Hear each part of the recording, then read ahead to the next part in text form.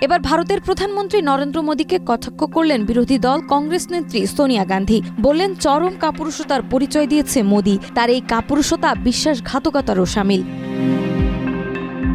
অবরুদ্ধ গাজায় ইসরায়েলি সামরিক অভিযানকে সরাসরি গণহত্যা বলে অভিহিত করেছেন ভারতের প্রধান বিরোধী দল কংগ্রেসের শীর্ষ নেত্রী সোনিয়া গান্ধী। একই সঙ্গে গাজার চলমান সংকট নিয়ে নরেন্দ্র মোদী সরকারের অবস্থানকে তিনি বলেছেন নৈতিক কাপুরুষতার চূড়ান্ত বহিঃপ্রকাশ এবং ভারতের সাংবিধানিক মূল্যবোধের প্রতি বিশ্বাসঘাতকতা।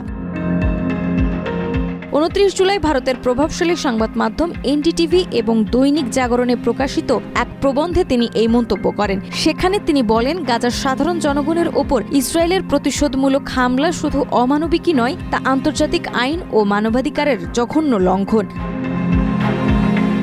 সোনিয়া গান্ধী স্পষ্ট করে বলেন, 2023 সালের 7 অক্টোবর ফিলিস্তিনি স্বাধীনতাকামী সংগঠন দ্বারা সংগঠিত সন্ত্রাসী হামলা এবং ইসরায়েলি নাগরিকদের জিম্মি করে রাখাকে কোনোভাবে সমর্থন করা যায় না। সেটি অবশ্যই নিন্দনীয়, কিন্তু এই ঘটনার প্রতিক্রিয়ায় ইসরায়েল যে মাত্রায় প্রতিহিংসা ও ধ্বংসযজ্ঞ চালিয়েছে তা আন্তর্জাতিক অঙ্গনে গণহত্যার শামিল। এতে লাখো নিরীহ মানুষ নিহত বা আহত হয়েছে এবং গাজায় জীবন ব্যবস্থা কার্যত ধ্বংস হয়ে গেছে।